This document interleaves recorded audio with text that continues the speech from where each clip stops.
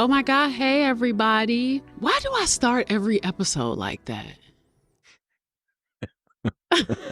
Hey, everybody. I'm like, oh my God. Like, I'm just so surprised. Like, I know off the rip, like in live time, how many people are on this pod, which I don't. I have no idea. Thank you for coming back to I Swear to Drunk I'm Not God. This is episode 2 of season 4. We got Sal back. Hello. I know. This is the first time you've done 2 in a row. I mean, that's a lie, maybe. Because remember when I did Jack Smith and Mueller Report? I think you were on those too, Yes, back to back. Yeah.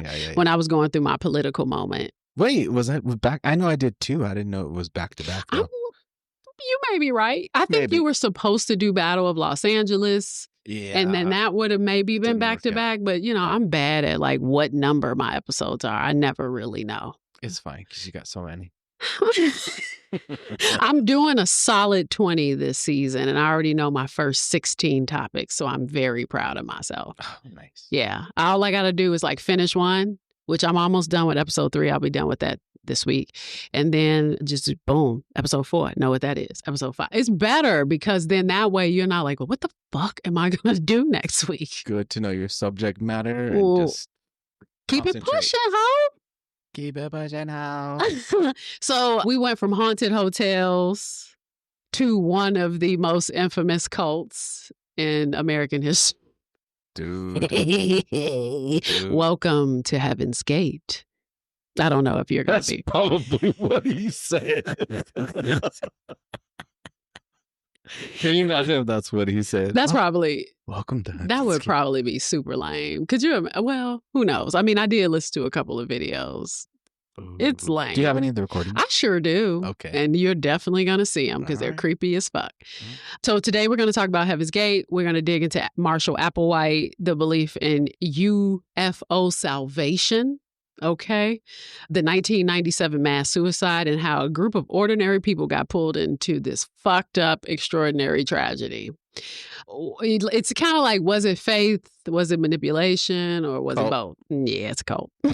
But I wanted to talk about this because it comes after that weird social media moment we just had in September where everybody thought they were being raptured. It's like, what? Surprise! Didn't happen. You still here, motherfucker. And our modern life in America, where we're kind of surrounded by cults, which I don't think I've done a cult episode. So this is actually my first cult episode. Actively, we're being held hostage, but whatever. You know, we just keep pushing on. Sign of the time. Yeah. So for this episode, I read Heaven's Gate, The History and Legacy of Marshall Applewhite's Notorious Doomsday Cult by Charles River Editors, and I watched the HBO documentary Heaven's Gate, which was very interesting. Very interesting. The poison on this episode is the Cosmonaut.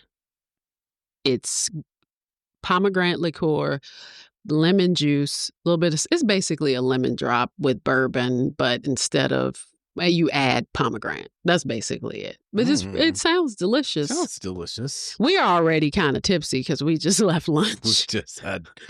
We just had cocktails at lunch. Cocktail ho. Multiple. Why do I keep saying ho? Ho. It just feels good. I don't know. I just feel like it's something I need to do. What up? What up, ho? But yeah, y'all, thanks for coming back. Where's my mouse? I really appreciate you all for joining this shit show. And we're going to start from the beginning, okay? Because you don't know much, or did you get a chance to really? No, I told you I was going to try and do a little research, but I know a little bit about it because, we both lived through it. We as did. We were younger. We did. It was the 90s, and you know a little bit about it, but like not the deep dive. So yes, I think you're going to find it absolutely fascinating because it kind of dips into what we're into, which is the reason why I wanted you on the episode, because it's kind of like that using the cosmos as spirituality thing, which very similar to Scientology. I'm not anti that, right? Like I kind of understand the concept of people finding something that they want to believe in and using that as like the vehicle to get you through life. Correct. My biggest issue lies in the fact of people trying to convince other people to do it and also choosing to kill yourself. That is a negative. Let's not do that. Let's not. Maybe we should leave Let's that not. part out. I think the same way Marshall Applewhite, L. Ron Hubbard, they take a turn.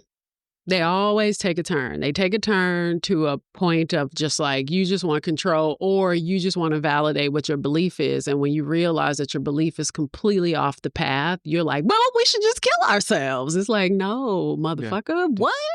Undead. What? Unalive. Just ourselves. unalive. Why not just like be like, hey, we fucked up. We were 100% wrong. That's where the ego gets involved. And that's the part that I don't respect. I'd rather you just be like, hey, this is what I believe. This is what I told you to believe, but I may have been fucking wrong.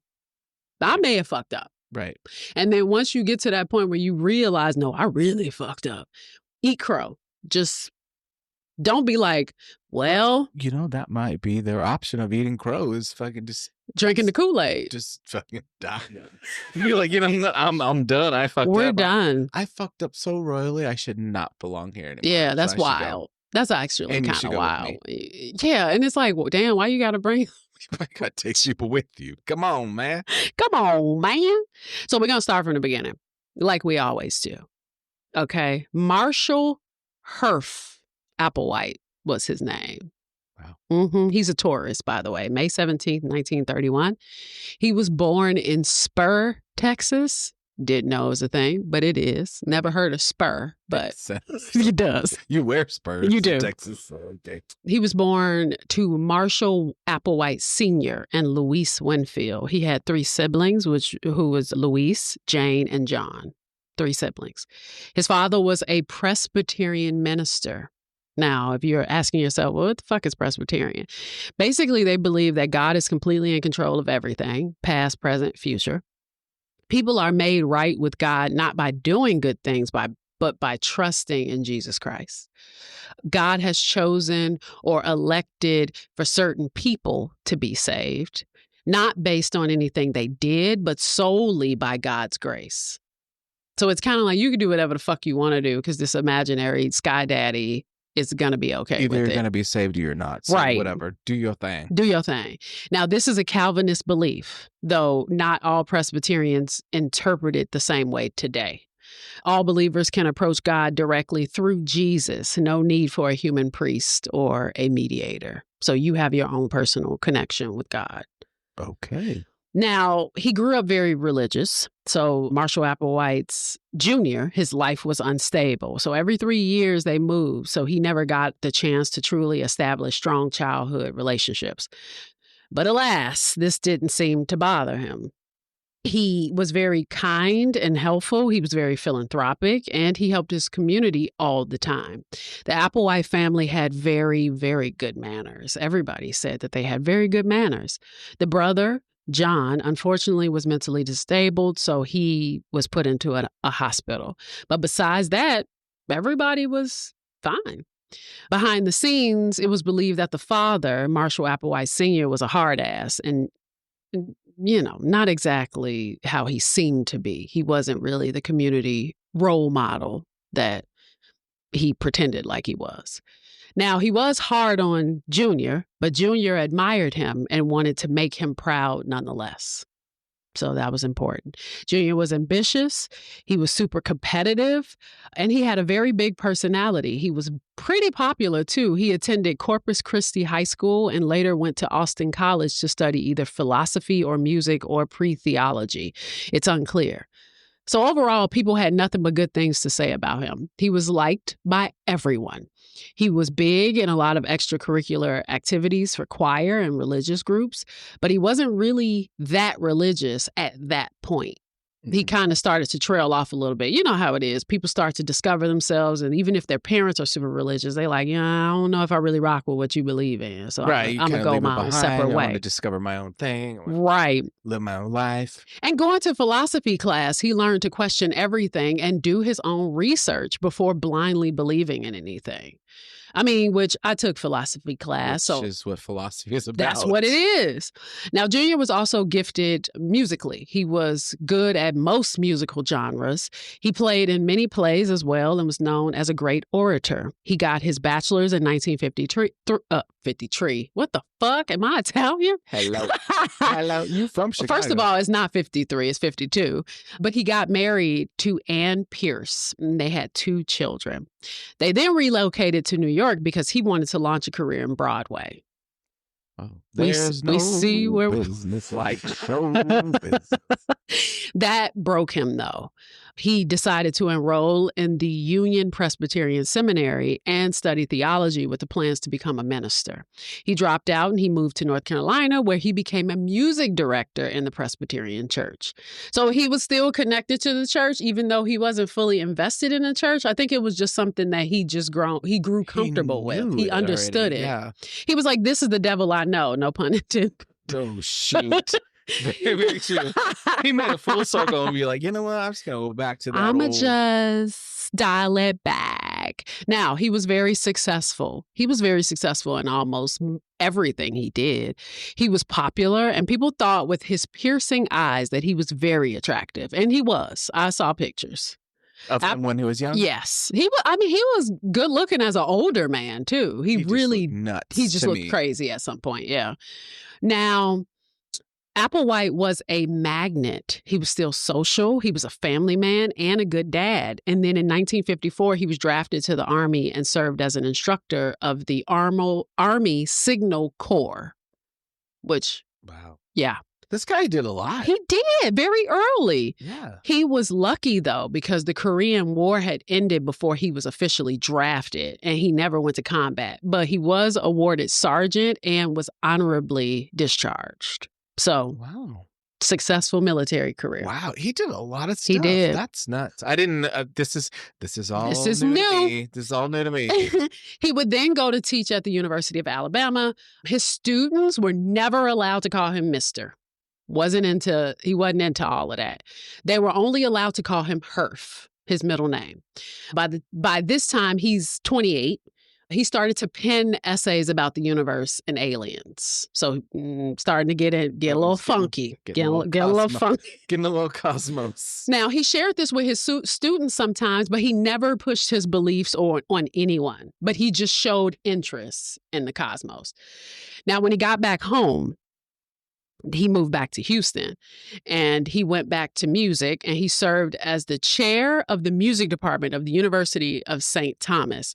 He was popular and also served as choir director at the Episcopal Church, and he performed in several musicals at the Houston Grand Opera and at the Corpus Christi Symphony. Dude. Never done. In 1968, he filed for divorce. She got custody of the children, and this is where Applewhite was starting to kind of lose it. He started having nervous breakdowns and psychotic episodes. He was dismissed from the university. He would have anxiety attacks so severe that he would have to go to the hospital. Jeez, so he was psychotic, literally. He was literally having a moment. It's still unclear what caused it, though, because it's not like he served in combat. Right. But then his dad died in 1971, and it got worse. He was chronically depressed. Some think it was due to the fact that he was gay, which is likely what ended his marriage. It's believed he got fired for a sexual relationship with a male student and was let go by the University of St. Thomas. He was bitter. And he was conflicted and decided to become asexual. I'm not doing nothing. He was super Christian. He felt guilty about his gay feelings. And he wanted to be enlightened enough to get into a relationship that was sex-free, that would last for a lifetime. After this, he started to hear voices. Oh, shoot. Here we go. Later, now we're gonna deep dive into this. Now we in this bitch. Now later, the university president, Father Patrick Braden, he actually said that they had no idea he was gay, and he wasn't fired. He left willingly. They were like, he was suffering mentally, and he decided instead to seek help. He didn't think he should be employed there anymore. So either way, he was struggling bigly. Major, bigly. Big mistake. People noticed the change. I mean, his charisma was gone. He was constantly nervous. He was paranoid. And then he started to look crazy. So this just may have been sexual frustration. Yes, his brain broke because he wasn't fucking, and he should have been. Needs a man guts to have. Because I'm about this close. If I don't get some dick, I'm gonna lose it. I need the I needs it, guts to have it. Needs a guts to have it. Asexual. So Applewhite claimed that he was having visions, and a friend would later say that, quote, a presence gave him the knowledge of where the world was going. So he thought he kind of had like a premonition. Now, he would eventually go to the hospital, and after being discharged for psychiatric stay, it's believed at this hospital he connected with the nurse, Bonnie Nettles. Now, Bonnie Nettles was born August 29th, 1927 in Houston, Texas, to a Baptist family. Before becoming a registered nurse, Nettles was known for her interest in spirituality, astrology, and theosophy. So you're probably like, what the fuck is Theosophy? Theosophy is a 19th century spiritual philosophy that tried to blend Eastern religion, Western mysticism, and occult science into one universal worldview. So it was founded in 1875 in New York by Helena Petrovna Blavatsky, Henry Steele Alcott, and William Q. Judge. They created the Theosophical Society, whose goals was to seek hidden esoteric wisdom behind all religions and to explore the mysteries of the soul, reincarnation, and cosmic evolution, which I'm not against. I'm totally for it. Now, the core concepts were all religions share the same hidden truth. Got it. Makes sense to me. Makes sense. Souls reincarnate, and then there are masters of wisdoms, i.e. hidden spiritual beings. They believed in karma, they believed in cosmic law, and they believed that the universe was both spiritual and scientific, filled with energy fields, unseen planes, and higher dimensions. With it, 100% with it. 100%, you got me. Yeah, I do have to say that most religions have their side of mysticism. Yes. Which you all should look up. Well, I mean, there's even if Jewish mysticism, yeah, there's Catholic mysticism. Yeah. I mean, there's also. I mean, if you take simply the taking in the blood of Christ and eating his flesh, that concept is very ritualistic. Ritualistic, yeah.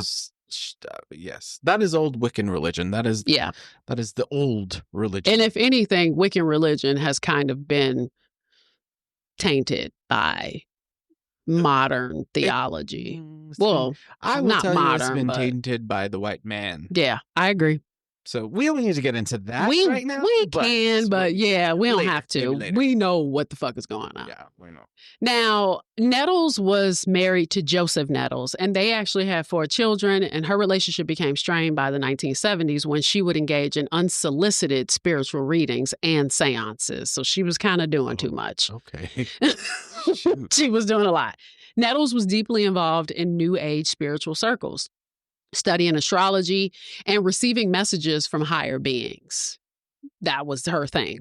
Now, she claimed to receive guidance from a 19th century monk named Brother Francis, who would correct her readings when she was inaccurate. Brother Francis was a disembodied entity or an ascended spirit who would correct her biblical interpretations and advise her on metaphysical matters. That was who Brother Francis was. He was a guide, spiritual guide. Oh, wow. Now, Nettles believed Brother Francis helped her understand scripture's true cosmic meaning specifically. Mm-hmm. Several years before meeting Applewhite, she said that she was told by a fortune teller that she was destined to meet a man with a special purpose. The description was a tall, slender man with blonde hair and fair skin, and they were to meet in 1972. Applewhite fit the description perfectly. She thought she met Applewhite in a past life. And when Kindred spirits. Yes, and which we know to be true because of the journey that they had together. I mean, all of this other shit is neither here nor there, but we talked about this before. There are some relationships that you have that feel like they travel through space and time, and you kind of feel like if I reach the end of my existence and this person is still here, then that's probably the person I was supposed to travel with. Correct. I mean, it is what it is. Correct. Now, Applewhite fit that description. And when they met, Applewhite was enamored with her. I mean, he enjoyed her passion. He enjoyed her knowledge. He thought that she was a prophet picked by God. Nettles told Applewhite that they had met for a divine reason, and he then believed it was time to lead the rest of humanity in the kingdom of heaven. And this is where you fucked up. Whoa. Damn. Sir, Shoot. I'm going to need you to dial it back. You at a 10, I'm going to need you to come down to a 2, because that could have been between you and Bonnie Nettles. You two could have done your own thing. You ain't have to bring other motherfuckers into this. Oh. Now, after this, Applewhite and Nettles became inseparable. Together, they would eventually reinvent themselves into Ti and Do, which are names drawn from the musical scale Do, Re, Mi, Fa, Sol, La, Ti, and Do, symbolizing creation and harmony. But This too much. This too much. But originally, they called themselves Bo and Peep because Little Bo Peep? because they had sheep. Yes, or Bopp. Now, Applewhite even believed that he could even hear Brother Francis now. The motherfucker was already hearing voices, so if we're being honest. So he took on the voices that she was hearing? Yes. No. Yes. At this point, they validated each other's beliefs and they completed each other. That was the feeling. And Applewhite would have out-of-body experiences, and Nettles, she'd interpret it. So they were connected. Sonny Bono and Cher. Shoot. He would experience it and she would explain it? She would explain it. Wow. Now, Applewhite, he would eventually commit himself to his mission, and weeks later, he disconnected from his friends and family. He was done. He was done with regular human shit. Nettles got divorced by her husband, citing religious mania. Her husband was like, something wrong with her. She's nuts. Something wrong with her. So Bonnie left home, Nettles, and she was taking one of her daughters for a short time, but eventually she lost all of her children. Mm. After that, she cut off nearly all contact with her family, and her ex-husband and the children reportedly didn't even know where she was at one point. She was already with home. She was already doing her thing with him. She cut them off completely. Now, Applewhite and Nettles put their money together and opened a bookstore, a tiny storefront called the Christian Arts Center. It's sometimes reported as the Christian Arts Bookstore. It was located in Houston, and it served as both a bookshop and a metaphysical discussion space. They sold and discussed books on astrology, theosophy, mysticism, UFOs, and the Bible. They were trying to connect Christian prophecy with cosmic evolution. That was the sole goal. That's it. I'm telling you, he's coming back on that spaceship. Look here. Now, the shop doubled as their first classroom, quote unquote. They hosted spiritual meetings, claiming to channel messages from higher beings and predicting a coming, quote, next level transformation. That's what the end goal is. Locals, what that was the end result, but they just did not know what that they didn't know what that was They're yet. like, okay. They like, we got to figure that part out. We'll all sign up and we'll find out what's happening. We'll get that when we get there. Mm. Now, locals described it as a blend of New Age mysticism and Bible study, though their teachings soon drifted into very strange territory. They started talking about reincarnation, space travel, and the idea as of Jesus being an alien. You don't see me, but my hands are thrown up. Hands up. I've been saying this since I was 9 years old. Jesus is alien. Jesus is an alien, and he's going to come back on the ship. When everyone starts talking about the second coming, any day now, just saying he may be coming within he may be coming within the next he may be on 3-Eye Atlas. 20 days. Now, 3-Eye Atlas. 3-Eye Atlas. Just saying. Okay. The Father, the Son, the Holy Ghost Atlas. Oh, shoot. Okay. Now, business sucked and it closed after a year. They were trying to purify themselves. So no alcohol, no sex, nothing. They got rid of earthly possessions. They lived like they were homeless. They stole and dined and dashed. But this was okay. Oh. Because they knew that they were special and human laws did not apply to them. It was all in the word of the Lord. The Lord. Now, they traveled through Texas, New Mexico, California. They were camping in the desert. They were staying in cheap motels, sometimes sleeping in their car. And by 1973, they hit the road to find parishioners and get donations. The goal was to reach evolutionary level above human. That was the goal. So by 1974, they got their first recruit. They told people they were the two witnesses. The two witnesses were prophesied in the book of Revelation, sent to prepare humanity for a coming transformation. They started to support themselves by doing spiritual readings, astrology consultations, and odd jobs, and sometimes got help from new followers. Now, the verse that we're referring to, this is the story of the two witnesses, the key section from the King James Version. And I will give power unto my two witnesses, and they shall prophesy 1,260 days. Yes. It's long time. Long time. Clothed in sackcloth. These are two olive trees and the two candlesticks standing before the God of the earth. And if any man will hurt them, fire proceedeth out of their mouth and devoureth their enemies. And if any man will hurt them, he must in this manner be killed. These have power to shut heaven, that it rain not in the days of their prophecy, and have power over waters to turn them to blood, and to smite the earth with all plagues as often as they will.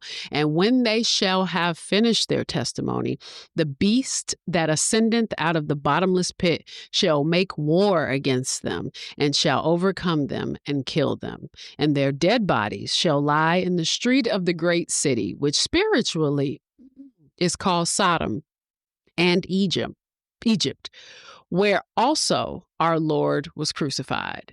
And they of the people and kindreds and tongues and nations shall see their dead bodies 3 days and a half, and shall not suffer their dead bodies to be put in graves. And after 3 days and a half of the spirit of life from God entered into them, and they stood upon their feet, and great fear fell upon them which saw them. And they heard a great voice from heaven saying unto them, Come up hither. And they ascended up in the heaven in a cloud, and their enemies beheld them. That is from Revelation chapter 11, verse 3 through 12, the story of the two witnesses, which is what they called themselves. Now, they claimed they were the two witnesses, Bo and Peep, which that part ain't in the Bible. Little Bo, little Peep. Little Bo, little Peep. They were sent by a higher kingdom to deliver a message to earth. The cloud that they would ascend in became, in their theology, a spaceship from the next level above human. The 1,260 days of prophecy symbolized the limited time their classroom, quote unquote, had to prepare before Earth's recycling. Mm-hmm. Okay. You got it? Okay. Yes. Picking up what I'm putting down. If I was around, I may have joined this club. Look here. I said the same thing, man. I was like, oh, this ain't half bad. Now, I ain't going to do the shit that they do next, but girls got to have limits. I'm just a girl. Shoot. I do like the life. I do. I love the debauch. The debauch. If you will. Shoot, I had a lot of debauch this I know afternoon. That's right. Oh, I'm still indulging right now. You are not. By the way. I know, I'm getting there. I need to get you a drink. Yeah, it's going to happen. That same year, 1974, Applewhite was arrested in Texas for failure to return a rented car. It was technically stolen. I mean, it was stolen. No, I guess so. If you didn't give it back. You don't bring the car back. And Nettles, she got in trouble for credit card fraud. Applewhite's defense was that a force beyond the earth made him keep the car. Shoot. You know? So they were basically living above the law. They were. They didn't give a fuck. It's like, oh, I fucked somebody's husband. I'm like, look, a force beyond the earth told me that this was okay. This is what, in Jesus' name, it says. I fucked your wife in Jesus' name. That's it. This is earth. You're thinking earthly. This is earthly. So he spent 6 months in jail in St. Louis where he refined his theology. So the next level, overcoming human ties and the belief that Earth was about to be recycled, he refined that. Applewhite himself later referred to prison as a cocoon, where he shed his human identity and began transforming into the being he claimed to be, which is a messenger from the next level above human. Nettles became a nurse again. She was like, okay, probably should get back to work. Shoot. Well, she's running out of money. She's like, I'm running out of money. And she visited him in jail often. She framed this period as part of their divine test. When he was released, they went straight back to the road and formed their first small group of followers. They reportedly opened a deli, which I'm like, wow. What the fuck? They got this money from a car accident. They stopped using credit cards altogether because they were tools of the devil, which I agree. Go to Louis Vuitton with a credit card with a high limit, you fucked. That is indeed the devil. my devil is in the form of Nordstrom. Nordstrom. They doubled down to expand the group. Now, at one point, they were called themselves the Anonymous Sexaholics Celibate Church. Don't know why this was a thing. Say that again? Yeah. The Anonymous Sexaholics Celibate Church. Okay. But they realized that name sucked.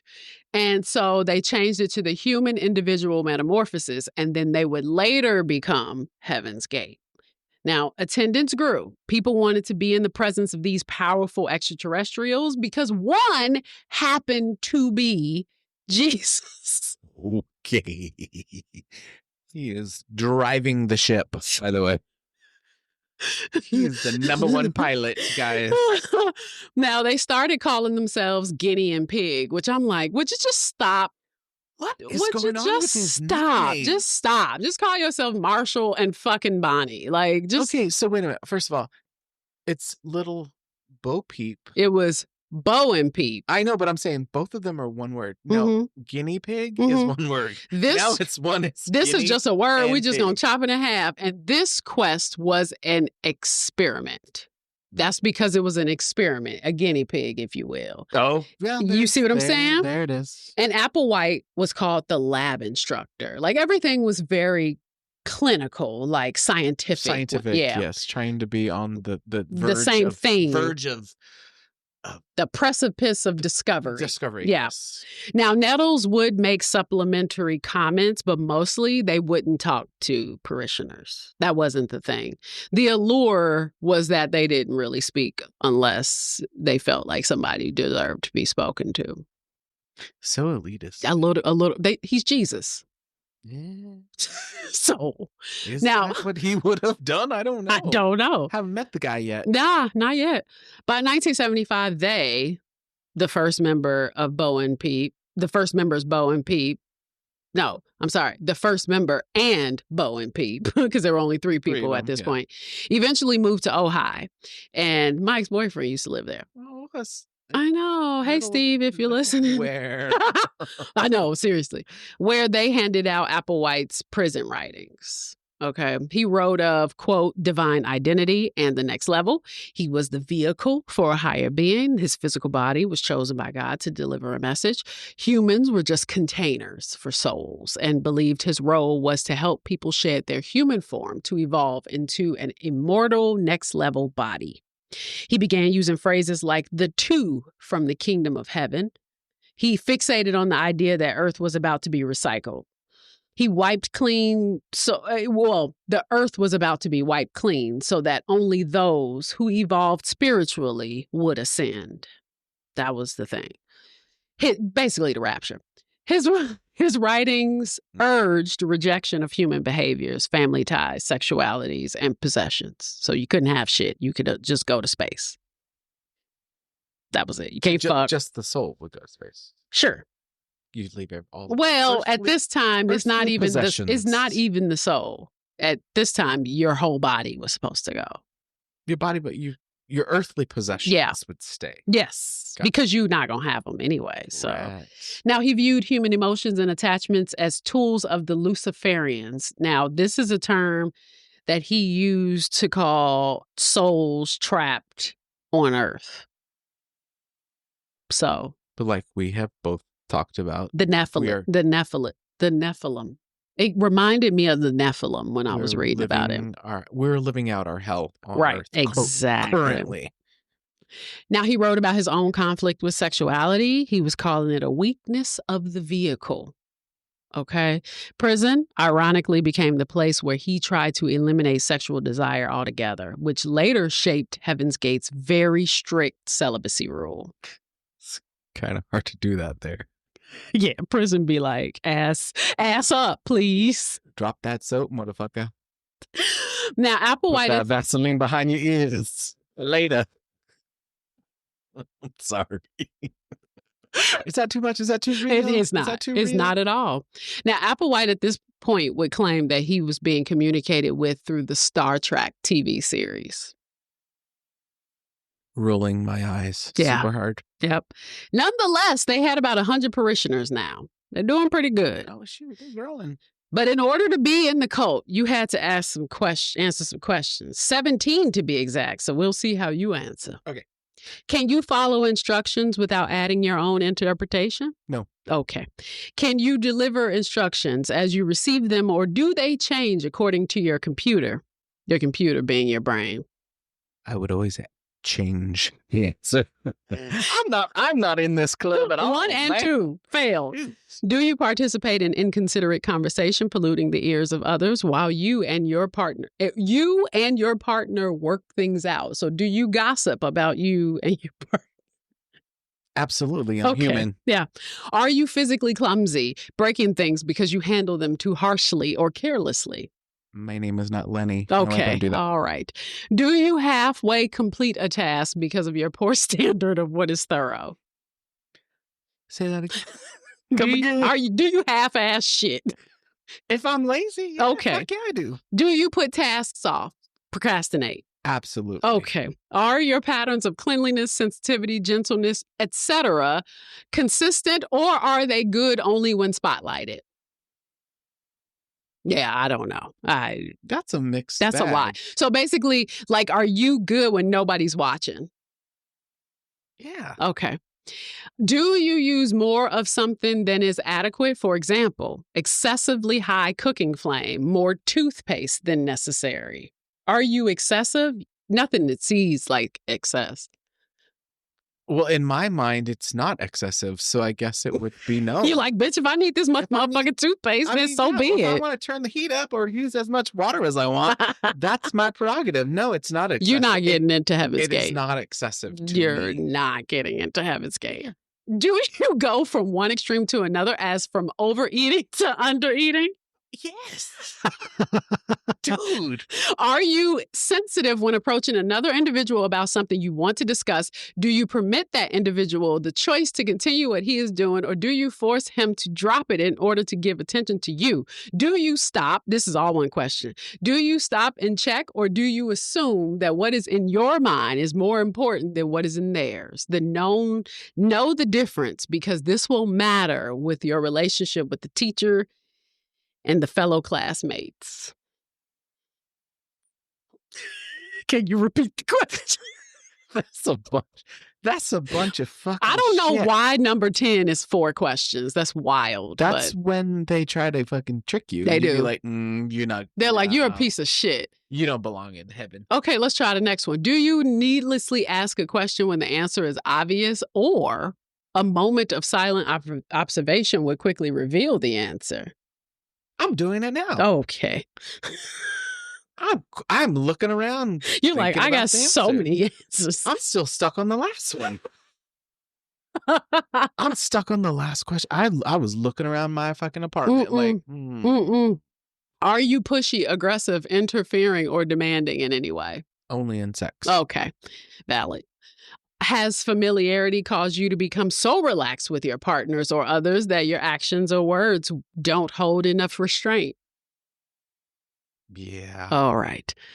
Are you gentle, simple, cautious, and thoughtfully restrained in your steps and all other physical actions or words? Only as a lover. First of all, automatically you failed because you got to be asexual to be involved. Oh shit! I didn't realize that. Have you outgrown defensiveness and its flip side, martyrdom?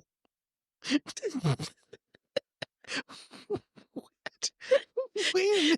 Like you lost before you fucked this up before we could even get it going. That should have been the first question. Shoot. I loves me a man too much to be doing any of this stuff. God. Oh, you know what? What? Yeah. You kidding me? Yeah, you ain't in. You're not going on the comment. I hate to break it to you. Start my own club. Can you understand and review in your mind in all ways in which members of the next level are sensitive? If you can, you have no excuse for not working on improving in all of these areas. So really, can you snitch? Because that's tell on somebody. Yeah, you got to be able to snitch. If you review something wrong in your members, you got to be able to say you fucked up. I would do that. I'm not a snitch. Yeah, exactly. When your teachers have asked, it's the last one. When your teachers have asked someone to do a task and it relates to you, do you treat that task and its deliverers with as much respect as you would if it came directly from your teachers? No. Okay. You're not gonna make it. Fail. I got 0 out of 17.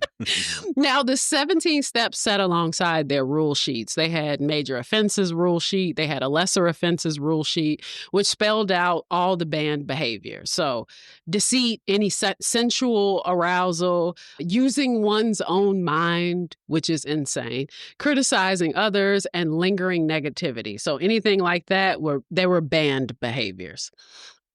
These documents basically functioned as a code of conduct for newcomers. That was the point.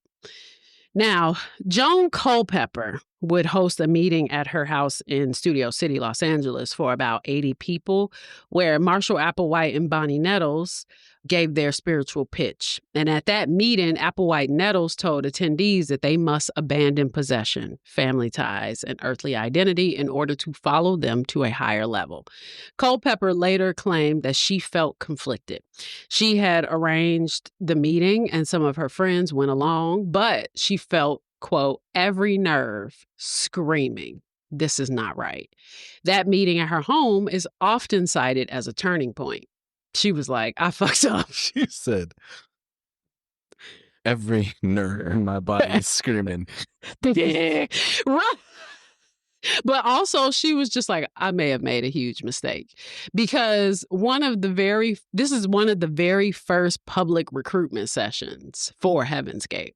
And about 20 people left, with Applewhite Nettles afterwards abandoning their homes and their families to follow the two. Now, the cult was growing, but eventually Culpepper defected.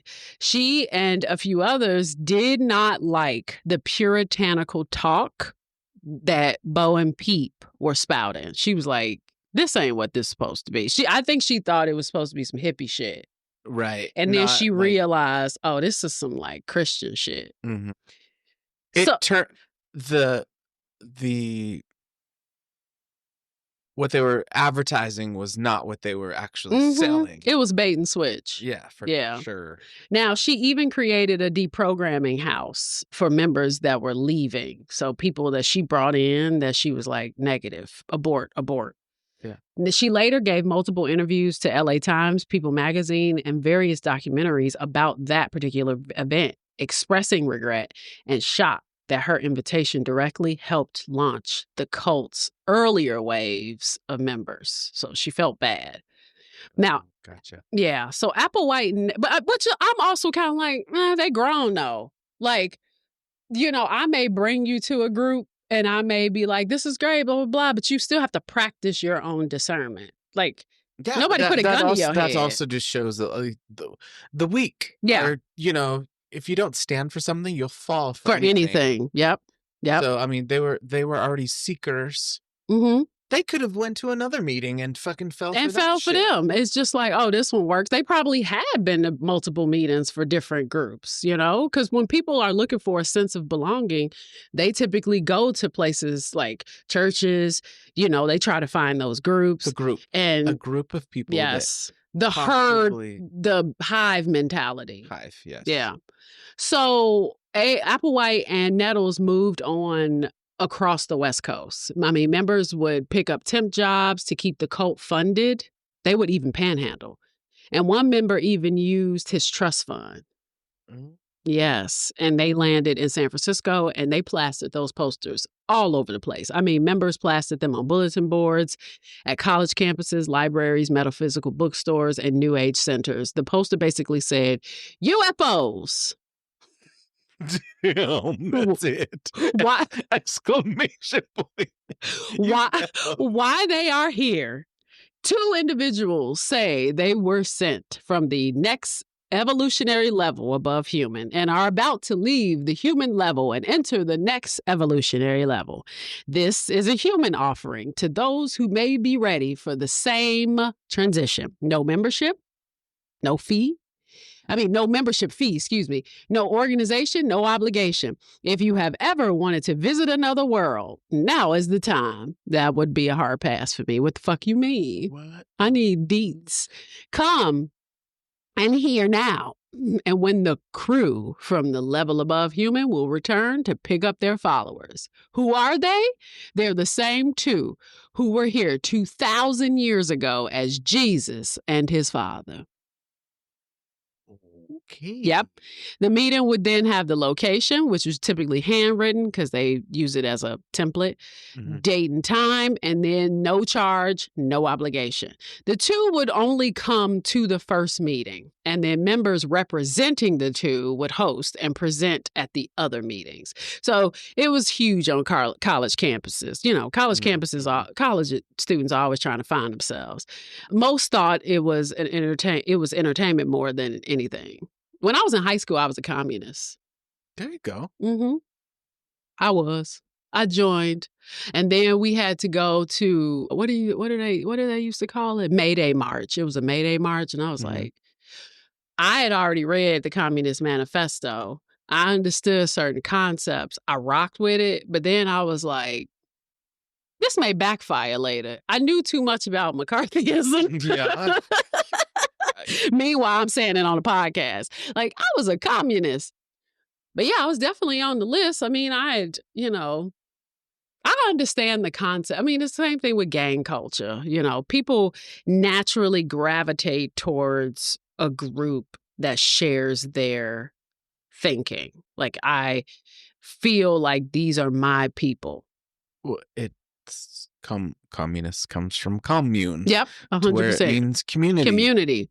And that's what you're familiar with. Absolutely. So you absolutely want to represent that group of people. Absolutely.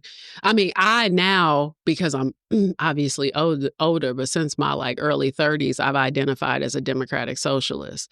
I acknowledge democracy and socialism at the same time. Communism, as I got older, I realized I love capitalism too much. But I want the fair distribution of wealth. I do. The fair distribution of wealth is what I want billionaires to be taxed what they're supposed to be taxed. That is your fair fuck. I want to be taxed. I want my tax dollars. I was just talking about this with my homeboy because we were talking about the SNAP situation that's happening right now. I want my tax dollars to go to that sort of thing. Do you know that only $3 per taxpayer goes to pay for SNAP? Yep. That's less. That is less than a bag of flame hots. 1/3 of a fucking latte that you go and buy. 100%. It's just that people are selfish. They're just selfish. It's all about it. We've become a very individualistic society. We've recoiled into our homes and we only want to do what we feel like we need to do for our families. But what's good for the goose is good for the gander, in my opinion. If I'm doing something, if I want to see a certain amount of success for myself, there is no part of my brain that clicks into fuck everybody else. I don't have that. I don't have that. I don't either, but I think a lot of people that have been living in this country now, the generations that are alive now that are actually spending money, making money, and helping this society thrive, forgot about their heritage. Yes, absolutely. Did you forget that when you were in line in school, that when you got your lunch paid for, it was through the same programs? Absolutely. Yeah. Did you forget that government cheese that your family got to make your fucking sandwiches was provided for you? Absolutely. Didn't come from, well, let's just say this, didn't come from space. No, sure didn't. But mind you, tangent, sorry. Not really, because it is about, because we're talking about cult hive mentality and how people need to find like this sense of belonging. And I think right now in society, that is exactly what we're missing. We've become we have our own pockets of culture, right?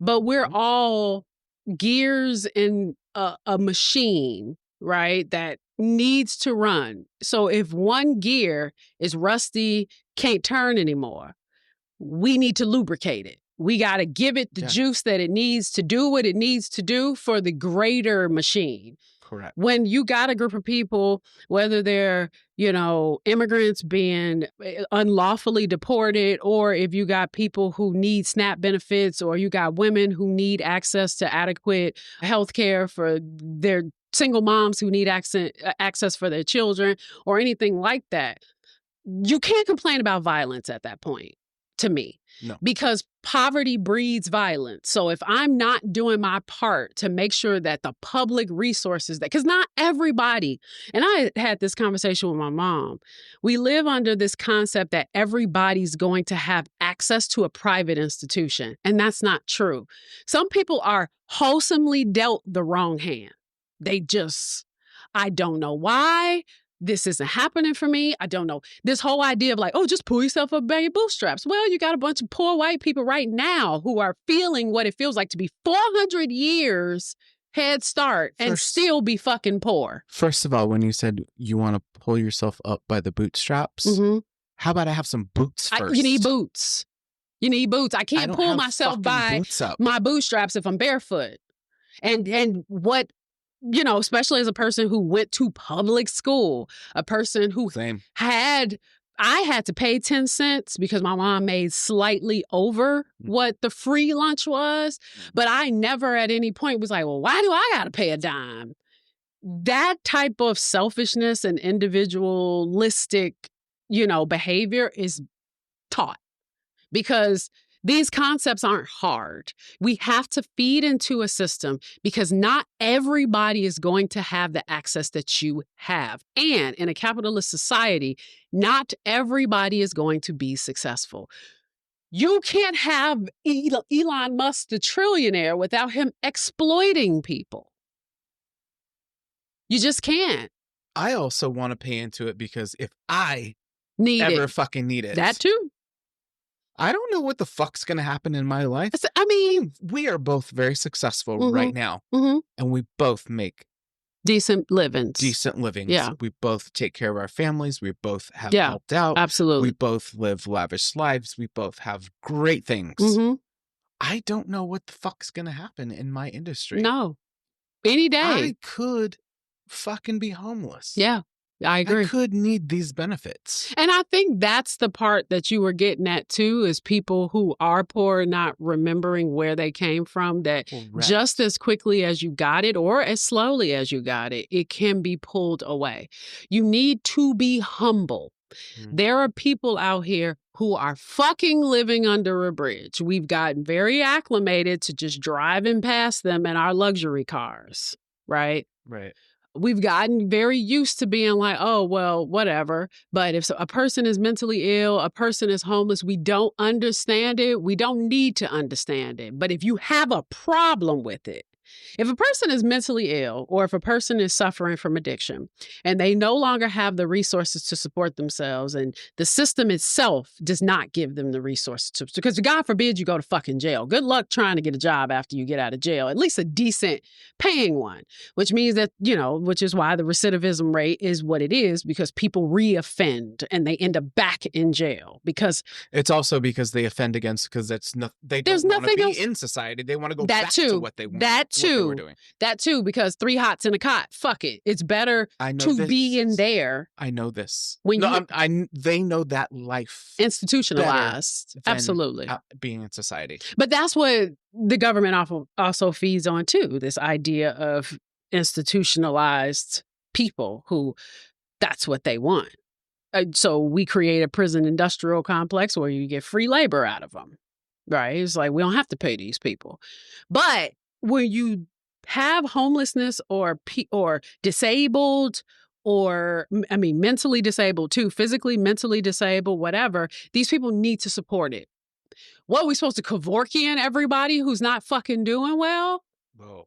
You know what I mean? Like, are we supposed to be just like, okay, line up against that wall. We're going to shoot you real quick. This expectation that every human person is supposed to be perfect. Getting there. Yeah.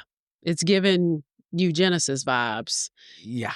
So anyway, yes, we are off topic, but I think the idea... But like you said, everyone's starting to hear the buzz. Yeah, for sure. And starting to believe the buzz and starting to believe this is where we're supposed to be. And everybody is forgetting. Right now, I think in my own mind, America is having an identity crisis. And I saw this, and it sounds stupid and it sounds funny. But I told you this before. It's the 2 teeth voting for the people who have 8 yachts. Yes. You don't know what that's like. Yep. Why are you trying to be that? Yes. Yep. When you're suffering, vote to make laws that will help you not suffer. Yep. Why are you trying to be something that you will never be? And it's also it's the hateration of it all too, because there is also the mentality where I don't look at myself as a valuable member of society, and I will never get that thing. So yes, I'm a 2-teether. I'm never going to have 8 yachts. But what I also don't want... Never voted for those people. Never. But I don't want you to have 8 yachts either. And you're actually on a better track to get 8 yachts than me. You see what I'm saying? I got two teeth in the boonies. I keep playing the lottery every fucking week. I'm taking care of my family. I'm on SNAP benefits. We blah, blah, blah. We barely make it. Not anymore. But we barely make it ends meet, X, Y, and Z. But then when I look at other people who seem to be living better than me, not living around them or knowing how they got there, they automatically just assume that everything was handed to Black and brown people. I don't know where the fuck that came from. But, that's that false thing where all of a sudden we just all miraculously woke up one day with a bunch of fucking money in our accounts just for shits and gigs. It's like, no, bitch, it's called working. If you, baby, one day in your life decided to live amongst the living... Come down from the mountaintop. You living in your Christian indoctrinated fucking middle of nowhere town where everybody thinks the same, looks the same, is the same. Where there was that one factory that you bitches gravitated towards because you didn't want Black people to work there for centuries. I don't read the Bible, but I'm sure none of these people have read the Bible either. No, they haven't, because half of them can't read. I could barely get through that Revelation segment without being like, what the fuck am I reading here? Like, they don't make it easy to read. So if you can't understand basic literature, I know for good goddamn certain you don't understand the Bible. But that is where pastors and preachers are to blame. Because they can say whatever the fuck they want. So in turn, what I'm saying is... Hence, hither, therefore, Marshall Applewhite can easily do that to his parishioners because they don't know what the fuck is going on. They're only getting their lesson from him. He's making it up as he goes along. It's the same thing L. Ron Hubbard did with Scientology. Motherfucker was like, I'm a pulp science fiction writer, but let's go with it. Sure. Let me make some shit up. And also, I don't want to pay taxes. That was his biggest thing. He did not want to pay taxes. He wanted to be a religion. Shelter. Yep. He just wanted to be a religion because he didn't want to pay taxes. And meanwhile, motherfuckers to this day are dealing with being stalked and harassed because they were in, they were in Scientology. Shit is crazy. They wanted to get out of Scientology, not just because they wanted to. Yeah. That shit's nuts. It is. But anyway, sorry, y'all. The tangent's real, man. It's a sign of the time. It's just, that's the tie to what we're talking about today. So basically, after each of these talks, attendees were told that they could join immediately, but they had to leave behind their earthly ties. So in Oregon, 200 people heard Applewhite speak, and Applewhite was an unearthly being, and people were mesmerized. People would claim that they had out-of-body experience episodes when they were around him, and they would lose track of their thoughts when he was around. Applewhite's eyes, though, were the key. I mean, he didn't blink, and I'll show you a video. Motherfucker just didn't really blink. I was like waiting, watching some of his videos, like, when he gonna blink?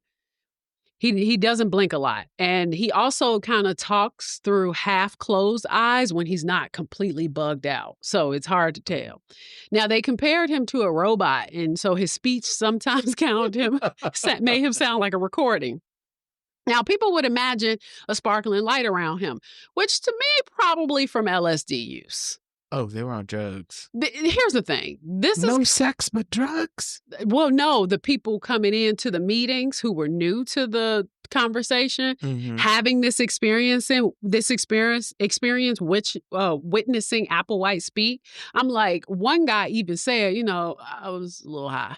So you showed up to the meeting high. Okay, gotcha. And so we're also talking about we're talking about the hippie era. And a lot of people were doing psychedelic drugs. So there's that. Now, the two said that they were prepared to return to the next level, and the ship was supposed to arrive in a week, which I'm like, wow, strict schedule. Shoot. Get on board. Get on board. Now, later, the parishioners met in Colorado. They were waiting for hours, days even, to see a spaceship arrive. Nothing.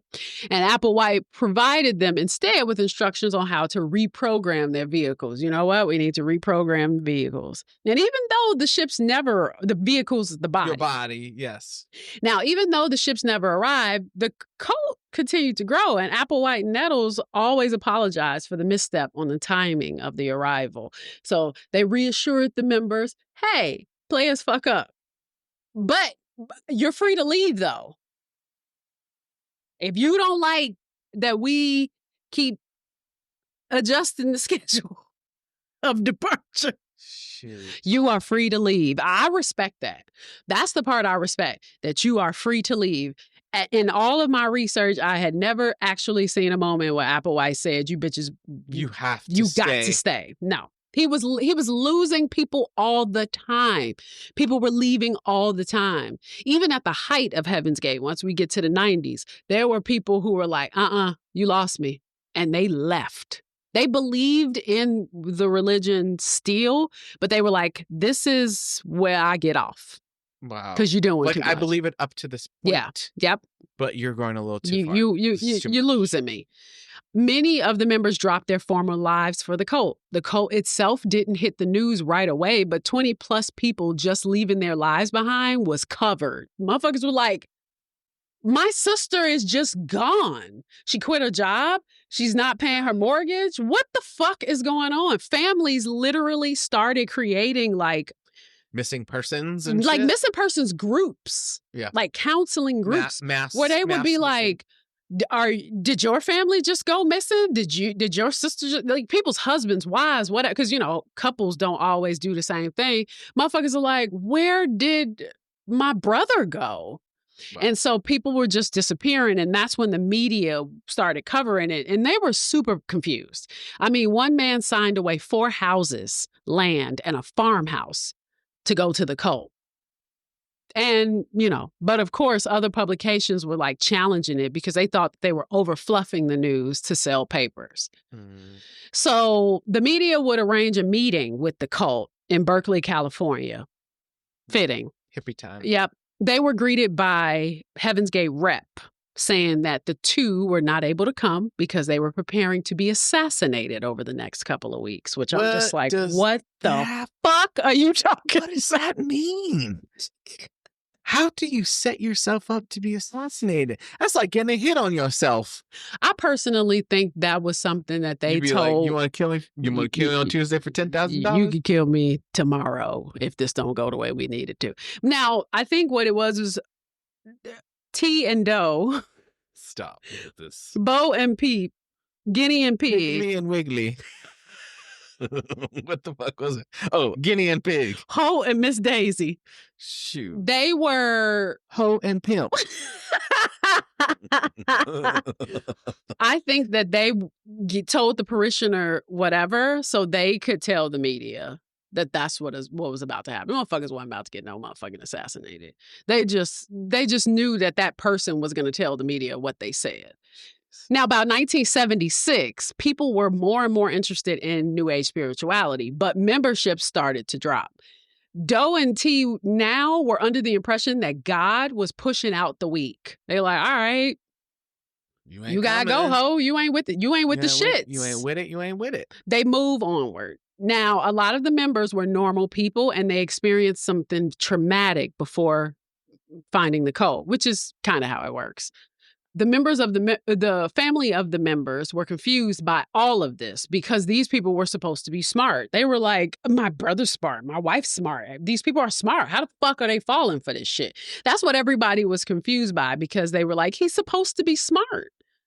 So T and Doe instituted uniformity across all. That's an evil ass laugh.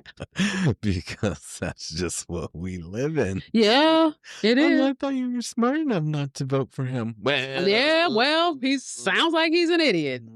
So T and Doe instituted uniformity across all aspects of life. Identical clothes, names, diets, grooming. Both men and women were required to cut their hair short and androgynous. So often in like these simple bowl cuts or like a buzz. Like a buzz cut. I remember seeing that. Yeah. Now, the haircut symbolized erasing gender and identity, part of the process of overcoming humanness.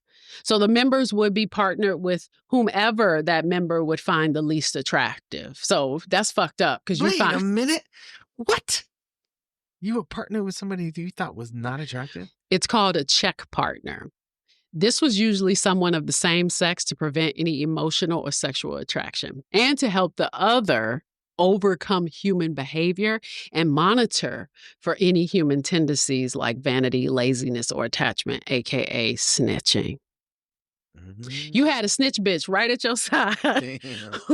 Now, they were to be joined at the hip 24/7, everything, even brushing teeth, folding clothes, eating.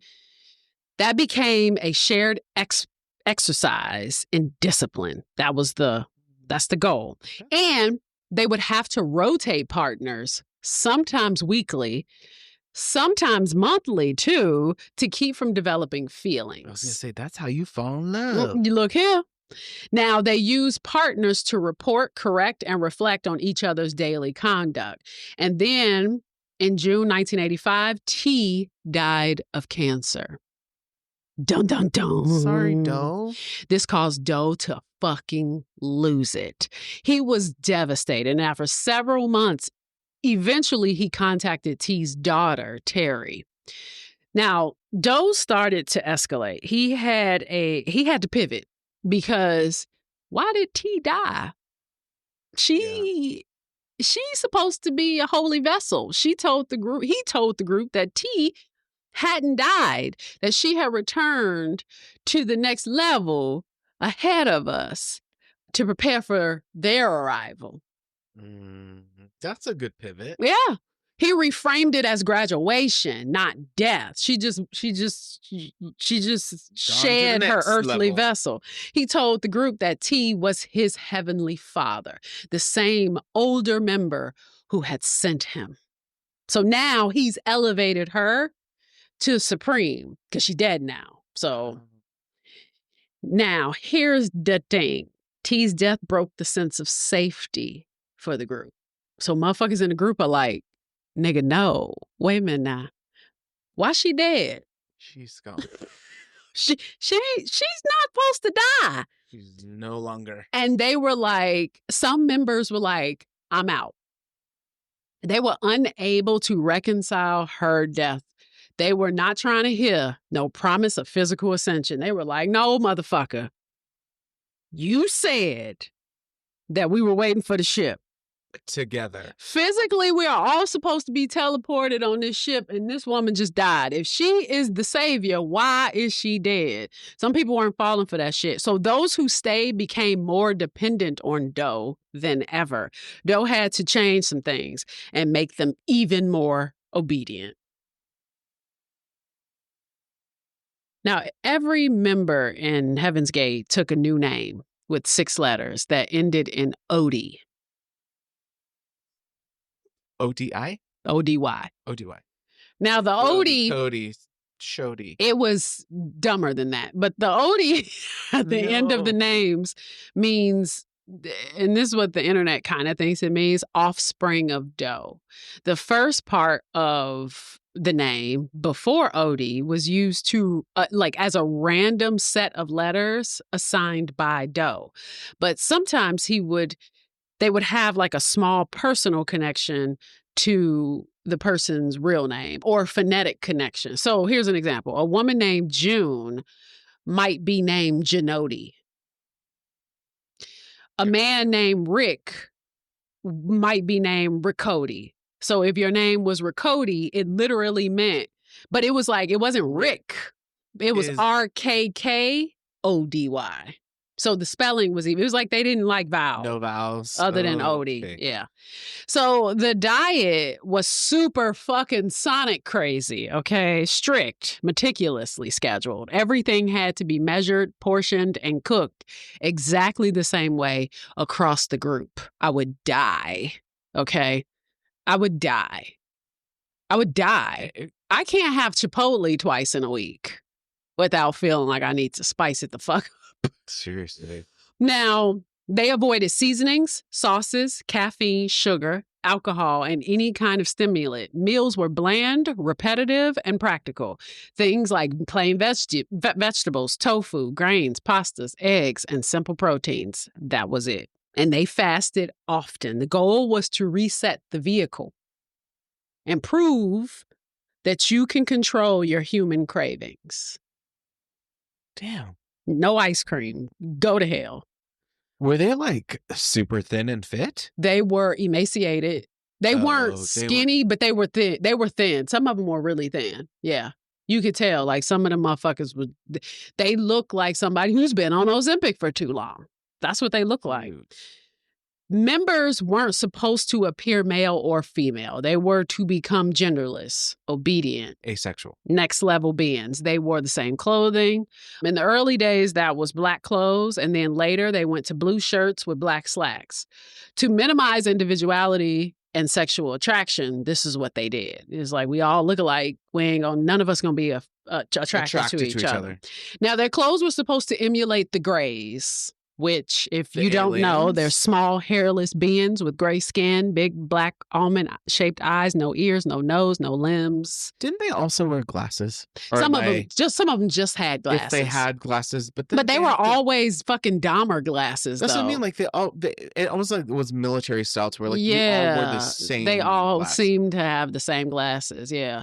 Now, it was believed that the aliens didn't have vocal cords too. So Doe said that the members of the next level they could communicate by thought telepathically. You didn't need speech. Meanwhile, ain't nobody talking to each other in a real way. We're sitting up here staring at each other looking stupid as hell. Like, did you hear everything I just said? It's like, no, I didn't. No, I didn't. Oh, no. And then that motherfucker hears you say that in his mind. No, I didn't. He's like, see, I heard you. I heard you. Like, no, motherfucker, you heard me. It's He said that, you can use your voice box, but you don't really need to. It's like, no, sir, we do. Now, aliens also didn't have sex organs, so any sexual activity alone or with another person was absolutely forbidden. They were very strict about the celibacy.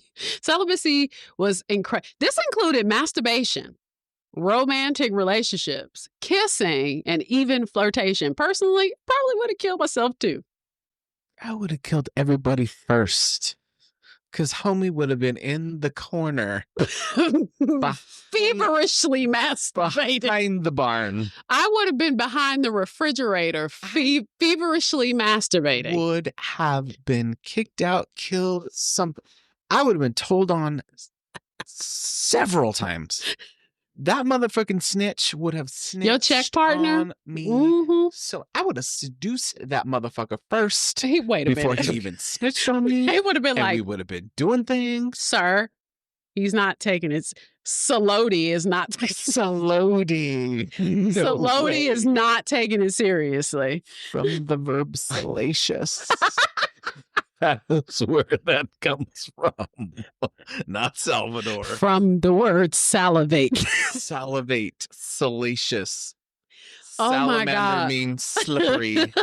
Now, they call sexual desire human programming. That had to be overcome in order to evolve to the next level above human. So basically, he felt like, I can't fuck people in the ass. You can't fuck nobody ever. No sex drive. What do you mean? Now, over time, some members felt that, even thoughts or dreams about sex meant they were failing. So wet dreams, fail, okay? Are they 13? What the fuck is that? I mean, you ain't bust no nut in a while. You may have a wild dream and be like, oh, God. Whoa. Damn, I've gone a while without having sex as an adult male. You ain't busting nut in your sleep? Never. Mm. That is a long... Well, we don't know how these people actually have months and months. You never had a nocturnal emission, is what you... As a teenager. Oh, well, that's because, you be getting it in. So you good. Your cup runneth the fuck over. My cup is full now. Wait a minute. But when your cup is depleted and you ain't had no sex in 10 years. This is what I'm saying. Yeah. I said, let me take this back because these people have been fucking without years. They can't even masturbate. So you're telling me you don't have a dream of some old shit because you got to remember these people were adults. It's not like they were born into this cult. At some point they fucked. I know. At some point. They fucked. Damn, but there's that sexual frustration is the root of all evil. When I personally feel not beat each other the fuck up. Hurt each other. And honestly, I know people like to look at sex as like it's the most evil thing in the world, but no. When you look into it's a beautiful thing, and it's beyond creation. The universe would not have given you the senses, the sensations, if it wasn't meant for you to enjoy them. And the truth of it is this abstinence thing that all these religions like to get into is typically because somewhere somebody hated themselves. Because there's absolutely nothing wrong with wanting to fuck and fucking all the time and fucking every day. I'm sorry, but ain't nothing wrong with a little bump and grind. Not an R. Kelly reference. But I say it's okay. And he's a weirdo. He is a weirdo, but he has some hits. Now, I will say that this idea of abandoning sex is something that is going to cause people to go crazy. Well, if you shut yourself off from that and you're what am I trying to say? You are punishing yourself and you want everyone else to feel the same as you. Amount of punishment. You're like, by the way, you can't have it either. Yeah. So you're going to feel the same. If you look at the history of serial killers that I've researched alone who engaged in sexually depraved acts, right? That they're rapists, they're rapists and murderers, they're torturers, they're into BDSM. Generally, it comes from some sort of strict religious belief where someone, the mom, the preacher, or they have been assaulted in some way by someone throughout their lives, that they were like, this is just all wrong. Like they just have a bad sense of what sex is, right? Right. But it always kind of starts with sex. It always starts with sex. If you could have been raped, you could have had a bad sexual experience in general. Like maybe you got a micro penis and everybody bullied you and you thought you were fucking some girl. Every woman fucking hates you because you just can't fuck. And that's why I say everybody needs to be open sexually so you can find the people that you can fuck. Find your community. Back to community. That's the through line. Yeah. And truthfully, going out and just telling everybody, I can't fuck nobody, so you can't either. It's like, actually, it was the 1970s. I'm pretty sure you could. Ask everybody at Studio 54. They seem to. You were on the wrong coast, baby. No, actually, he was on the right coast because California was getting it on. If you take a few psychedelics, you go to fucking Laurel Canyon, you'll be good to go. You go to Van Nuys, you can make a porno. Van Nuys. Mm-hmm. Shoot, LA was bussing. That's why I'm kind of like, literally. That's why I'm like, you restrained yourself. Nobody was keeping you from what you desire. No, you are keeping you from what you desire. That is the punishment that he's giving upon his people. Yes. Is that I can't do it, neither can you, ho. What is with me and ho? Here we go with ho again. So, okay. Now, Applewhite was also starting to have feelings, though. So his congregation were starting to have dreams, and sex meant that they were failing, but Applewhite was also starting to have feelings. So he thought that they were the work of Lucifer, because duh. Now, he stated that the evil ETs, which he calls the Luciferians, they so creative. They wanted to ruin his mission. They're trying to sabotage the mission, y'all. Stay focused. Now, several male members volunteered to undergo surgical castration. No, they didn't. Applewhite went first. Oh, he did it first? What a leader.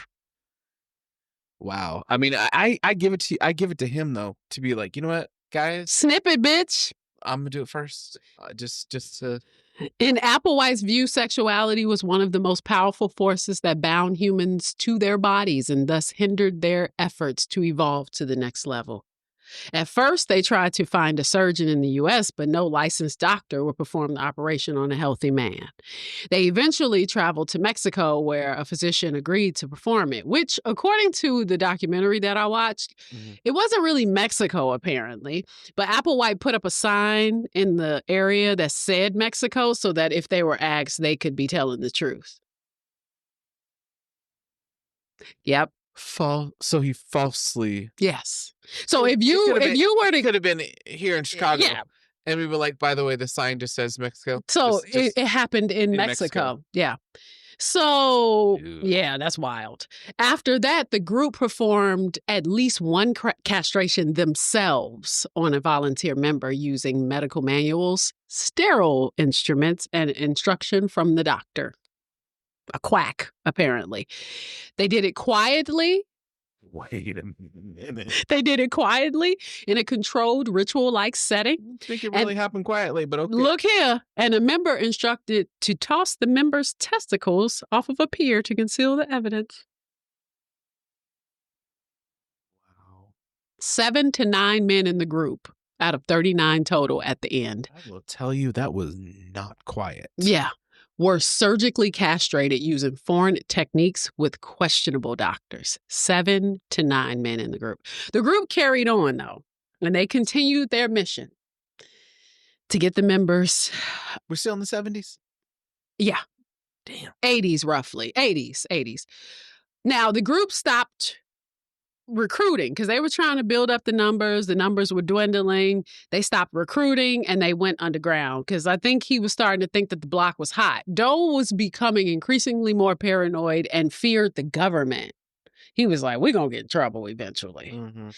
His teachings talked more about the apocalypse now. Doe was starting to think with T's death that it wasn't a physical ascension, that it was a spiritual one. This is where he shifts to spiritual. Okay. Now, T's death shattered their original plan of being taken alive. So Do told them, the parishioners, T had returned to the next level and was still guiding him telepathically. He was still in communication with her. Wow. What a quack. He started to shift. He started to shift from the New Age way of T to the Christianity way of Do.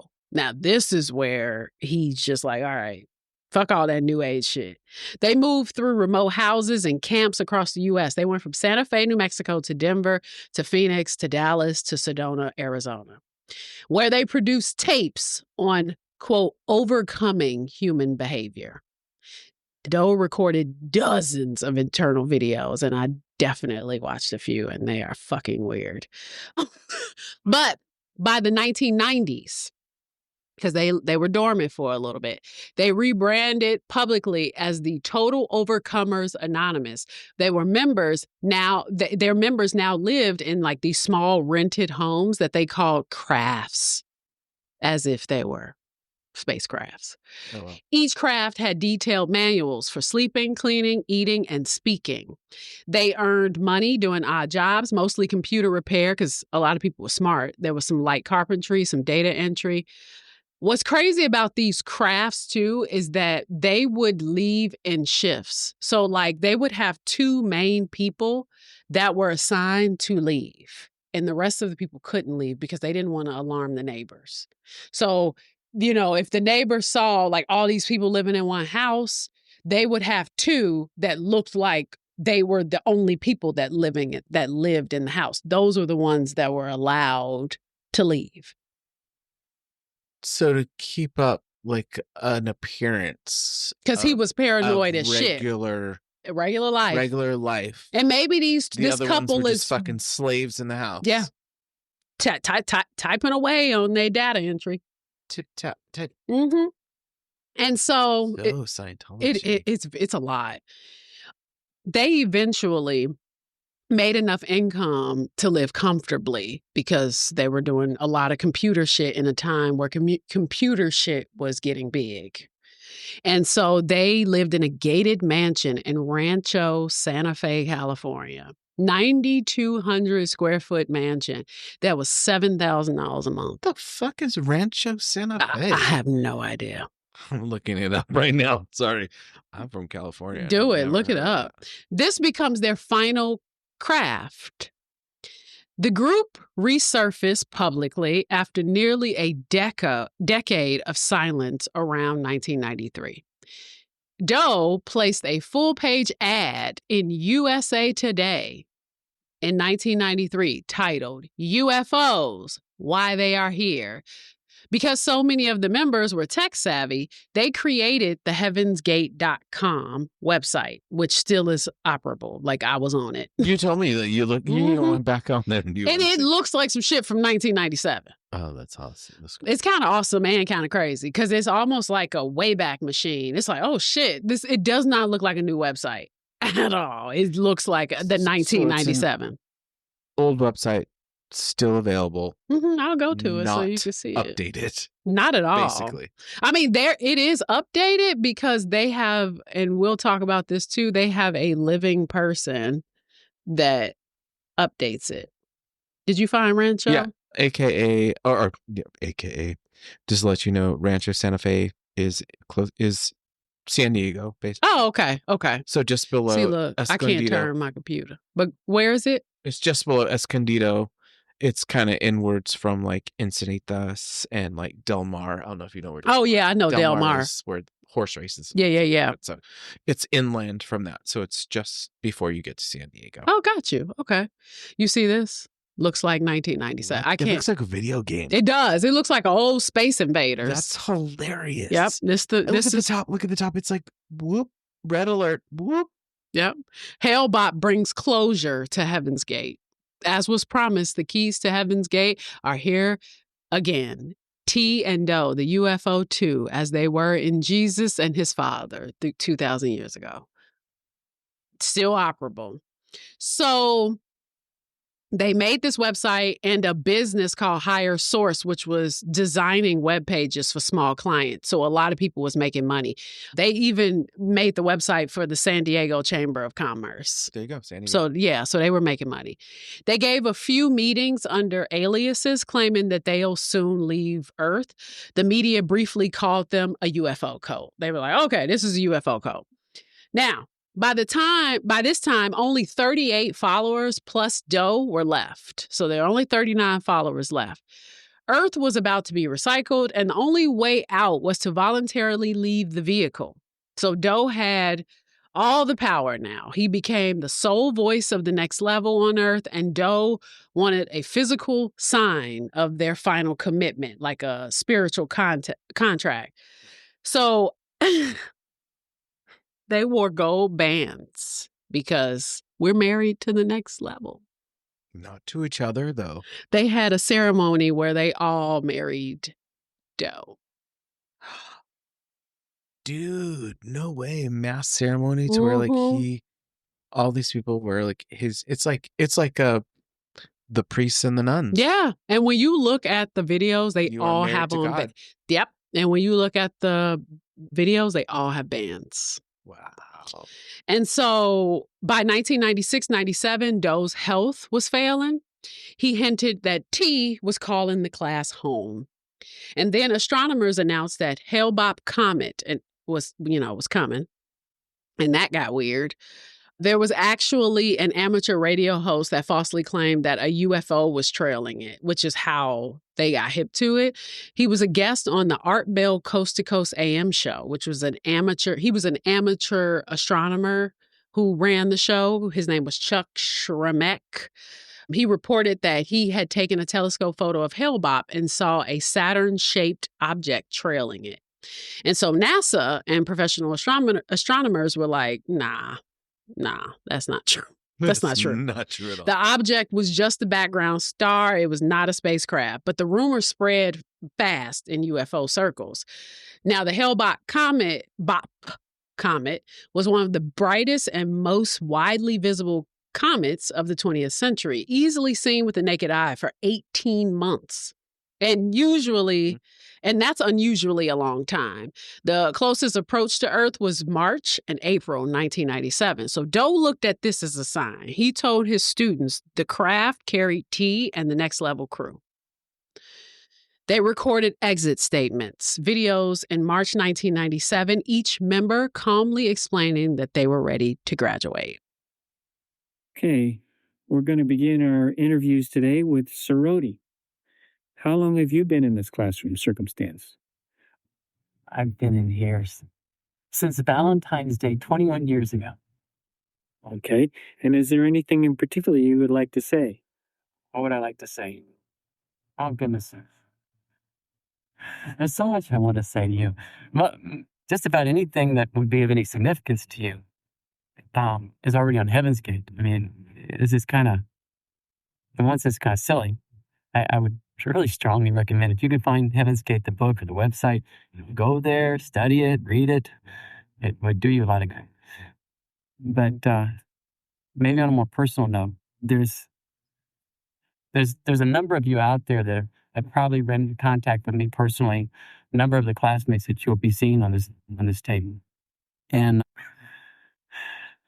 remember how you felt when we were there. Remember, what it was like to work with us and to be with us. And you'd probably be better off trusting that rather than whatever information you run across on the TV.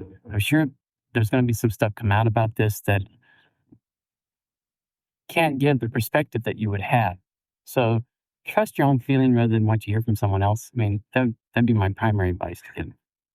So that's an exit video. Sorority, one of the speakers on this video, is actually the one that volunteered to be castrated. And he's the one whose nuts they threw over the pier because, why the fuck not? He is very effeminate. He is. And he is very down for the cause because they said that he was like one of the goofier ones. Like he was always very playful. Well, he seems like if you would have met just from the video, he seems like he would have been like a funny dude. Yeah, like a goof. Like a goof. Yeah, for sure. For sure.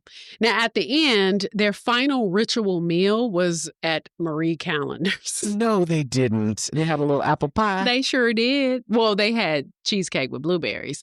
They ordered the same thing. Turkey pot pie, cheesecake with blueberries, and an iced tea. That's what they had. That sucks. That's awful. Like, God damn. We just had Gibson Italian on a random lunch date. God damn.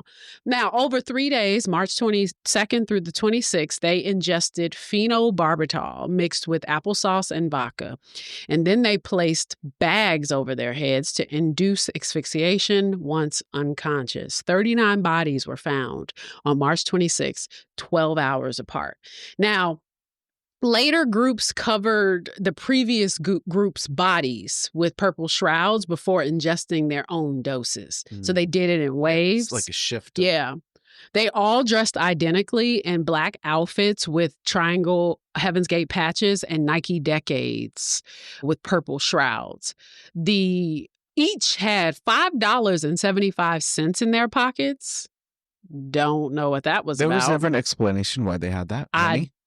When I saw the documentary, I think they looked at it as a toll, but I'm like, well, if you were going to heaven, I don't think you need one because that's earthly money. Like you were supposed to have shed all of your earthly possessions. Yeah, absolutely. I don't understand. I think you would have to take do not understand why exactly $5.75 though. Why not $10, $6? Just in case.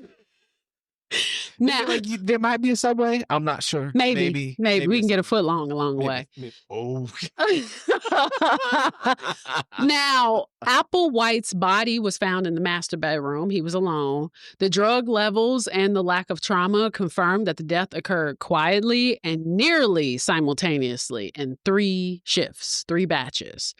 The messenger, quote unquote, left behind was Rio D'Angelo. His name was Richard Ford. He was one of the core 39 members, but was chosen by Doe to stay behind and document what happened. Doe instructed him to act as a kind of public relations envoy to receive their final packages and ensure that the world learned of their graduation. Excuse me, belch. A few days before the suicide, the group mailed Rio a FedEx package containing the videotapes of the exit statements, the farewell letters, and keys and instructions on how to enter the mansion. And that package arrived at his home in Carlsbad on March 25th, 1997. Also Southern California. Mm-hmm. And that's also where paranormal activity takes place. Oh, shit. Dun, dun, dun. Here we go. I love a PA. Now Rio watched the tapes. He realized what had happened and went to Rancho Santa Fe mansion with a friend. And they discovered the bodies, recorded the scene, and contacted the police the next day, leading to the public revelation on March 26, 1997. Now, this is a not-so-fun fact. Thomas Nichols, Ermody was his name, was actually the brother of Star Trek's Nichelle Nichols. Is that her name? From Star Trek? Because that don't feel right, but that's what it says in my notes. She was the black actress from the earlier versions of Star Trek who played the character. O'Hara? Yeah. Really? Yeah. He was black? Yeah, he was black. Oh. Yes, he was. And overnight, those Nike Decades became a symbol of cult tragedy, and Nike was like, yeah, we're going to discontinue this. No way. Because that's the one thing I remember when I remember seeing it on TV in 97.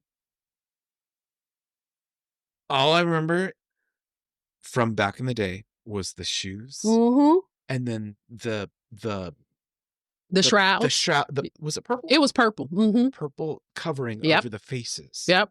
And I was like, and you know what's crazy? Weird. They had a lot of foresight too, because they knew that their bodies were going to negatively react to the phenobarbital. So they knew they were going to throw up. It was likely going to be blood. They knew there was going to be saliva and foam. And what they did was they laid out towels.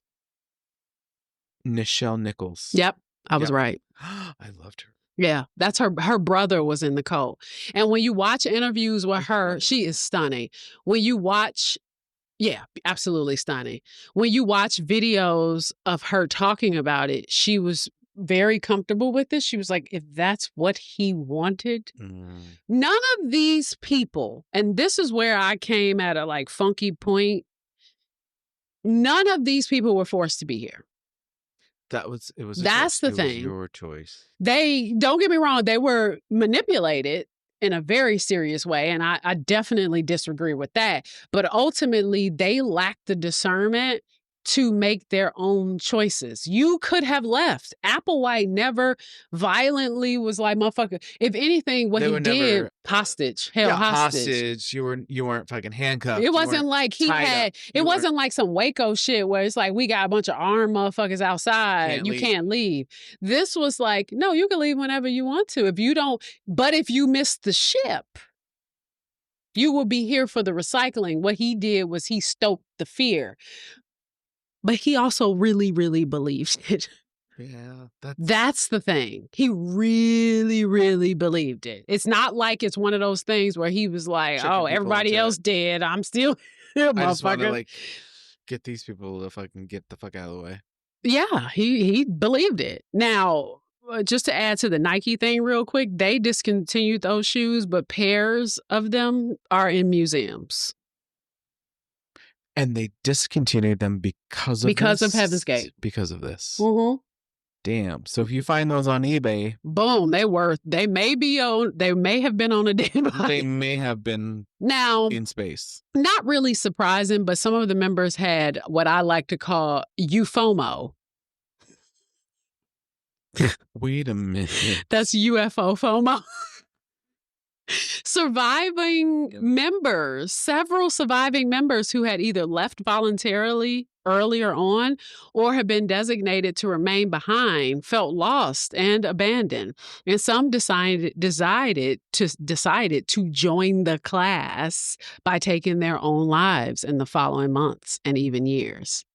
So 2 men, Wayne Cook, Wayne Cody, and Chuck Humphrey, Chakotay, both longtime members had left before the final event, and they both tried to take their own lives. They left a note saying that they wanted to reunite with the class. One of them, Chuck, survived temporarily. He was hospitalized, but later he succeeded. He made a second attempt, and he was one of the last remaining inner circle members that had worked with Doe for over 20 years. So a small handful of ex-members remain alive, but some still believe in the teachings, but they're just living quietly in the world.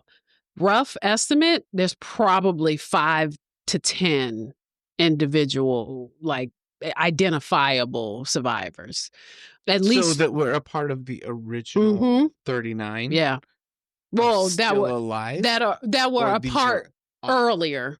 They were earlier, and then they left before they decided to commit suicide. Because a lot of people, towards the end, when they heard about the suicide, they were like, oh, no, I ain't doing that.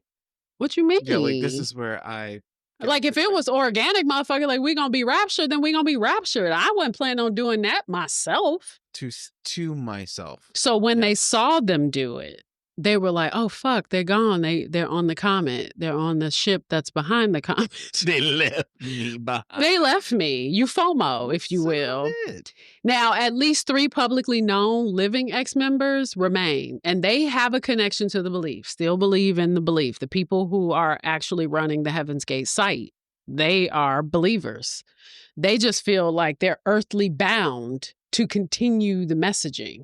So they ain't time for them to go yet, which I'm like, God damn, I gotta stay here. Like the fuck? Yeah, like you said, the other guy was left to document everything. Yeah. Like, what the fuck? Like, guys. I'm not about to, I can't go with you? What the fuck? Now, good job. Yeah, what a con.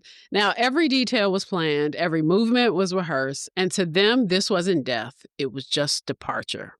But the world saw this as something the fuck else. And I know as a kid in 1997, I would have been 11. I remember looking at all of those people dead on those bunk beds and being like, what in the holy fuck is this? I was alarmed. Yeah, what I didn't know is I didn't know they did in shifts. Yeah. Like, not, I guess I say shifts, but batches of people. I didn't know they did it like that. I thought they did it all together at once. Yeah. But okay, cool. Yeah. Did I tell you that there was, I don't know if you got to look it up, but remember when you first told me that you were going to do this story, that there is a museum somewhere where there's actually a preserved, it shows the bunk beds. It has like, obviously. You did tell me that. I didn't look it up though. I totally forgot about that. Dummy. Oh, see, that's a lot. It has a shroud of the. I almost feel like that'd be a little triggering for me because even looking at the video, because I was so young when I saw it, even looking at the videos of all, because I mean, this was at a time where they showed us dead people on the fucking news. On the news. It's like 90s, they didn't give a fuck. No, they didn't give a fuck. So.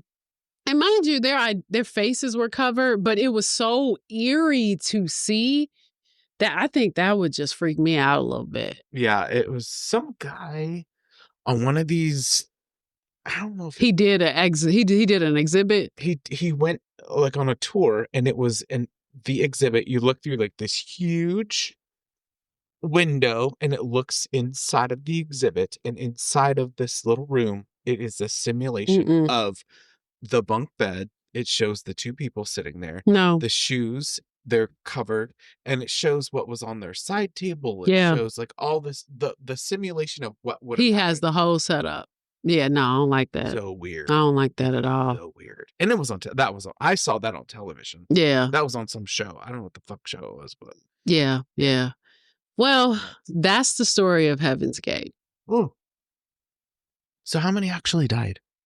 Besides the one? 39. Was it all of them? I think it was 39. I think I said 39. Well, you said there were 39 people. There were 39 remaining members. Hold on, let me see. I just scrolled all the way the fuck up. I just wasn't sure if did it take for all of them? Like, you know what I mean? Like, oh, this guy lived. You know what I mean? Like, true. You know what I mean? Like, oh shit, he didn't take enough. He didn't take enough fucking drugs, or he didn't take enough, or something happened. No, none of the members survived like that. Damn. Oh. None of the members were like, oh, he just kind of OD'd, or they fucking faked it. You'd be like, right? I didn't take it.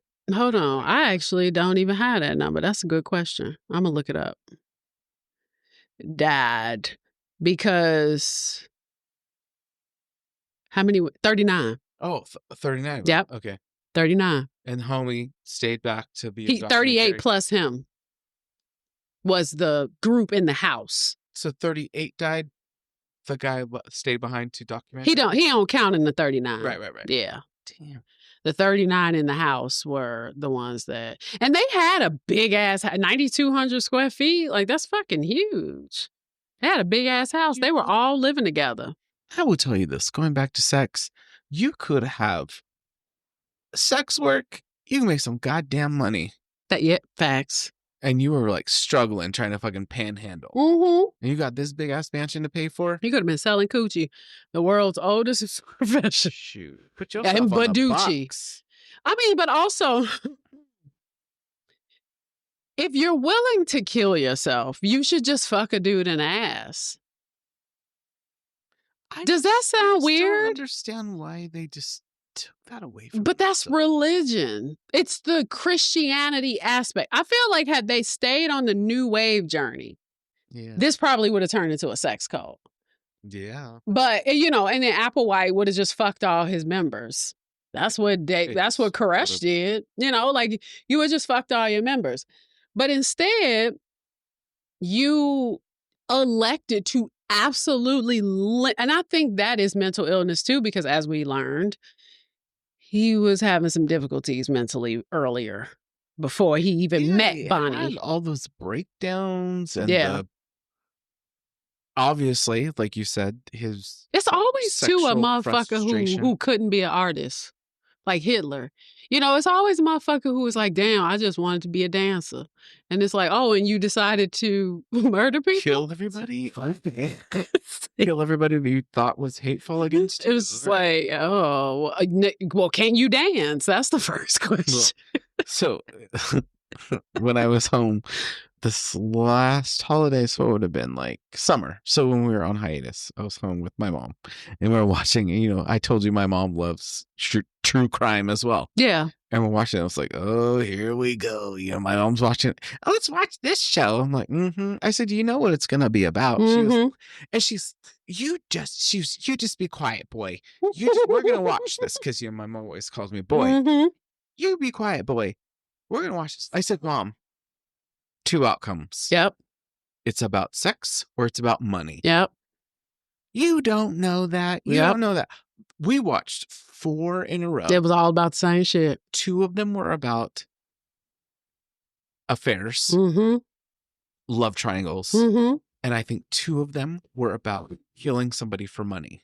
Yeah, we talked about this on the Congress episode. And she goes, "Oh, I think it is about sex and money." And I said, what else are you going to kill for, Mom? Well, that and fun. I mean, the people that like to kill, obviously. But they usually there's also a sexual component. There's also, but you randomly decide to kill a bunch of motherfuckers and then you masturbate when you kill them. It's connected to something. It's nature. a sexual thrill. I mean, but you mentioned that on the Congress episode. Every article I was going through was like, okay, sex, money, sex, Mrs. Money, blah blah money, blah sex. did. Yeah, it is, and also, I think it has to do with the fact that, and this is going to sound fucked up, that men commit crimes and the only thing they care about is sex and money. Yes. Women kill for love and their children. Crimes of passion. And they'll kill their children. But usually and I talked about this before, when women snap, it's usually because he did something or it's because of some weird shit and she decides to kill everybody in the house. Sometimes it's religion. Yeah. But it's very rarely sex for women. Like, women don't typically kill their kids because their husbands aren't fucking them anymore. It's just not happening. Well. What?